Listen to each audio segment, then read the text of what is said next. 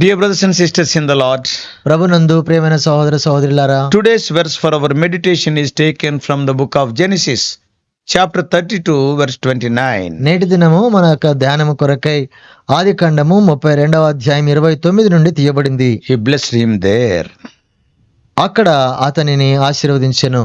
In Genesis 32:29, ఆది కాండము 32:29లో after a long night of wrestling with the mysterious man, ఏంటి ఒక మర్మమైనటువంటి వ్యక్తితో ఎంతో పెనుగులాడిన తర్వాత Jacob asks for the man's name.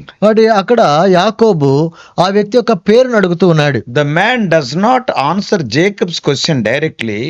చూడండి, యాకోబు అడిగినటువంటి ఆ పేరుకు జవాబుగా నేరుగా ఆయన జవాబు ఇవ్వలేదు. Instead of that, he said, అయితే దానికి బదులు చెప్పాడు, "Why do you ask my name?" ఎందుకు నీవు నా పేరును అడుగుతున్నావు? And then he blessed Jacob. అప్పుడు యాకోబును ఆయన ఆశీర్వదించాడు. This exchange highlights the mystery and power of the encounter. చూడండి, ఇక్కడ ఈ యొక్క లావాదేవీల మధ్యలో అక్కడ ఉన్నటువంటి శక్తి అక్కడ మనకు అర్థమవుతుంది. Emphasizing that the true identity of the man Jacob wrestled with is something beyond full human understanding. చూడండి, మానవ గ్రాహ్యానికి మించినటువంటి సంగతిగా యాకోబు ఎవరితో అయితే పోరాడాడో ఆ వ్యక్తి మానవాతీతమైనటువంటి వ్యక్తి అని మనకు అర్థమవుతుంది. Jacob's request for the man's name reflects a common belief in ancient times that knowing someone's name could give one certain level of control and understanding over that person. చూడండి, ఒక వ్యక్తి ఒకరి పేరును అడిగాడంటే ఆ వ్యక్తి గురించి తెలుసుకోవటానికి, ఆ వ్యక్తిని గురించి అర్థం చేసుకోవటానికి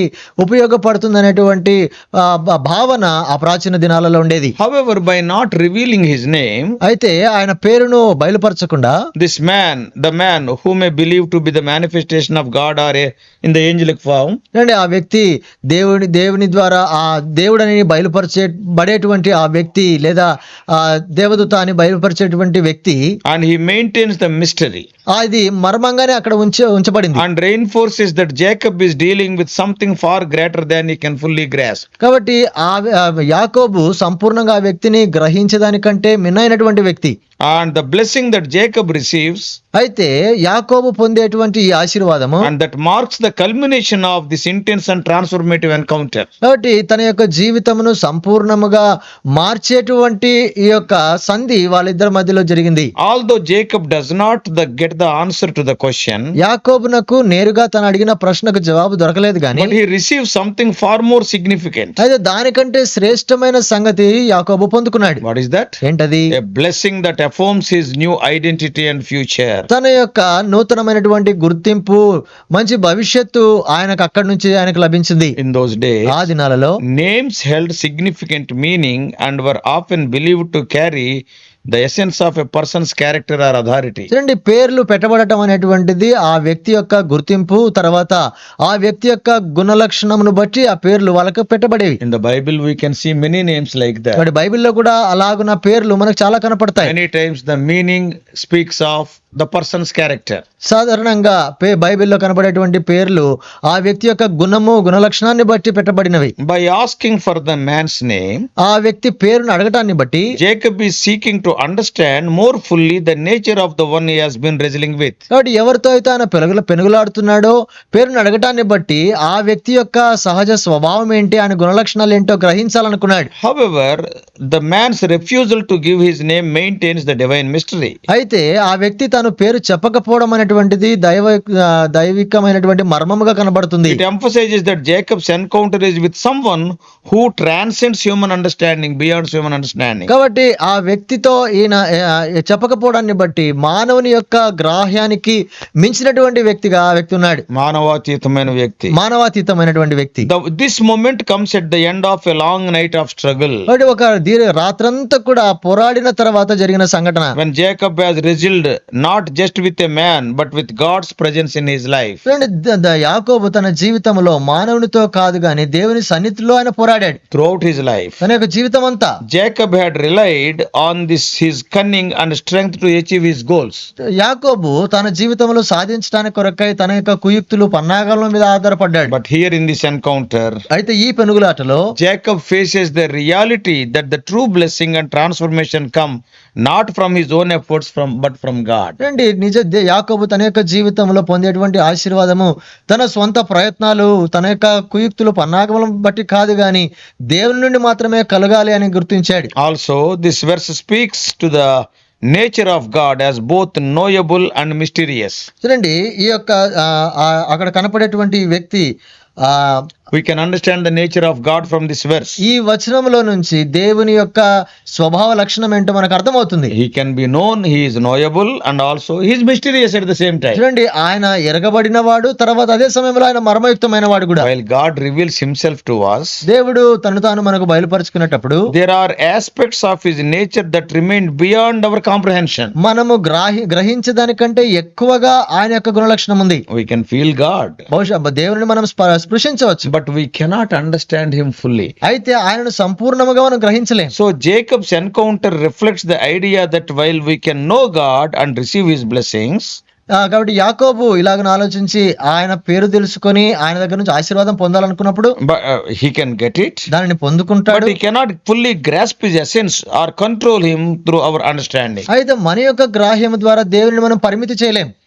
His refusal to reveal the name also points to the idea that God's blessings are given out of his grace and sovereignty. కాబట్టి దేవుడు తన యొక్క ఆశీర్వాదమును యాకోబుకి ఇచ్చినప్పుడు కేవలము ఆయన యొక్క సార్వభౌమ అధికారమును బట్టి ఆ శక్తిని బట్టి మాత్రమే ఇచ్చాడు. The blessing Jacob receives is a gift, not something he can demand or fully understand. యాకోబుకి ఇవ్వబడినటువంటి ఆ యొక్క ఆశీర్వాదం అనేటువంటిది యాకోబు అడిగితే పొందుకున్నది కాదు కానీ ఆ దేవుడు ఇస్తే ఇవ్వబడింది. That is beyond his understanding. అది కూడా తన యొక్క గ్రాహ్యానికి మించినదే. So this verse serves as the resolution to the dramatic encounter between Jacob and the mysterious man. కాబట్టి ఈ యొక్క పెనుగులాట అనేటువంటిది యాకోబుకు మర్మయుక్తంగా కనపడేటువంటి ఈ వ్యక్తికి మధ్యలో జరిగినటువంటి పోరాటం. Yeah, the dialogue between them highlights the tension between human desire for understanding and the divine mystery. చూడండి ఈ వీరిద్దరి మధ్యలో జరిగినటువంటి ఈ పోరాటము మానవుని యొక్క మానవుని వైపు నుంచి ఉన్నటువంటి సంఘటన, తర్వాత దైవ సంబంధమైనటువంటి మర్మమునకు మధ్య ఉన్న సంగతి. The question, why do you ask my name? అయితే ఇక్కడ అడగబడిన ప్రశ్న, నా పేరు నువ్వు ఎందుకు అడుగుతున్నావు అన్నప్పుడు, leaving both Jacob and the reader with a sense of awe and wonder at the mysterious ways of God. కాబట్టి ఇక్కడ యాకోబు ఎంతో Even Jacob and even we also, yeah, it is a wonder to us. కాబట్టి యాకోబు తర్వాత మనము కూడా ఇదంతా మనల్ని ఆశ్చర్యపరుస్తుంది. Because these are the mysterious ways of God. ఎందుకంటే ఇవన్నీ కూడా దేవుని యొక్క మర్మయుక్తమైనటువంటి మార్గాలు. And the blessing at the end of the verse serves as the climax of the encounter. తర్వాత ఈ వీరిద్దరి మధ్యలో ఉన్నటువంటి ఈ పోరాటము లేకపోతే ఈ సంఘటన అనేటువంటిది ముగింపులో ఈ వచనంలో మనం చూస్తున్నాం. And with the blessing it ends. అది ఆశీర్వాదముతో అక్కడ It is ముగించబడింది. a moment of transformation in the life of Jacob. యాకోబు యొక్క జీవితంలో ఇది రూపాంతరము మార్పు చెందినటువంటి సంఘటన. So from this what can we understand? మనం ఏమి గ్రహించగలం? We may not get answers to all our questions in our life, మన జీవితంలో మనం అడిగే ప్రతి ప్రశ్నకు జవాబు రాకపోవచ్చు, but అయితే we can receive truly important blessings from the Lord. అదే ప్రభు నుండి శ్రేష్టమైన ప్రాముఖ్యమైనటువంటి ఆశీర్వాదం మనం పొందగలం. Yeah, the same truth can be illustrated in many other incidents in the Bible. బైబిల్లో ఇదే సత్యము అనేక చోట్ల ఉదాహరణగా చెప్పబడింది. In Judges chapter 13 verses 17 and 18. న్యాయాధిపతులు 13వ అధ్యాయం 17-18 వచనాల్లో, In Exodus chapter 3 verses 13 and 14. నిర్గమకాండం 3:14-15లో, In Philippians chapter 2 9 to 11. Philippi పత్రిక 2:9-11లో. So what can we understand మనం and how can we apply that in our lives? మనం ఏ విధంగా అర్థం చేసుకోగలం, మన జీవితంలో ఎట్లా అన్వయించుకోగలం? Yeah, the importance of humility in our relationship with God. దేవునితో మనకు ఉండేటువంటి సంబంధంలో దీనత్వం అనేది మనం కలిగి ఉండాలి. Generally we want to ask for understanding and clarity, కాబట్టి సాధారణంగా మనము గ్రహింపు కొరకు, వివేచన కొరకు దానిని అడుగుతూ ఉంటాం. but there are some aspects of God which we cannot understand as human beings. అయితే మానవులముగా దేవుని యొక్క సంగతులను మనము అంత గ్రహించలేం. They are beyond our comprehension. అవి మన ఊహకు మించినవి. So, but this verse encourages us to trust in God's goodness. అయితే దేవుని యొక్క మంచితనం పైన మనం ఉంచవలసిన నమ్మకం గురించి ఈ వచనం We మాట్లాడుతుంది. can receive blessings with gratitude. ఎంతో కృతజ్ఞతాపూర్వకముగా మనం ఆశీర్వాదములు Yeah, we పొందుకోగలం. cannot be understanding His ways, but we can enjoy His blessings. చూడండి, ఆయన మార్గములు మనకు అర్థం కాకపోవచ్చు కానీ ఆయన ఆశీర్వాదములు మనం అనుభవించగలం. So, God's blessings will come to us not because of our striving, but because of His grace. దేవుని ఆశీర్వాదములు మన ప్రయత్నాల వలన కలగవు గాని ఆయన యొక్క కృప ద్వారా కలుగుతాయి. So, therefore, we are called to approach God with faith. అందుకే దేవునిని మనం విశ్వాసముతో సమీపించాలి. We have to trust His wisdom and sovereignty. ఆయన యొక్క జ్ఞానమును ఆయన సార్వభౌమత్వాన్ని మనము నమ్మకం ఉంచాలి. Though He is not willing to answer all our questions, we must be satisfied. మన ప్రశ్నలన్నిటికీ ఆయన జవాబు ఇవ్వకపోయినా తృప్తిపరచబడాలి. And not only that, అంతేకాదు this verse shows God's love in the way He engages with Jacob and ultimately blesses him. చూడండి, ఇక్కడ ఈ వ్యక్తి యాకోబుతో మాట్లాడినటువంటి మాటలు తర్వాత చిట్ట చివరికి ఆయన ఆశీర్వదించడం మనం చూస్తున్నాం. Even though Jacob does not receive all the answers, యాకోబుకు ఈ ప్రశ్నలన్నిటికీ జవాబు రాకపోయినా God still bestows a blessing.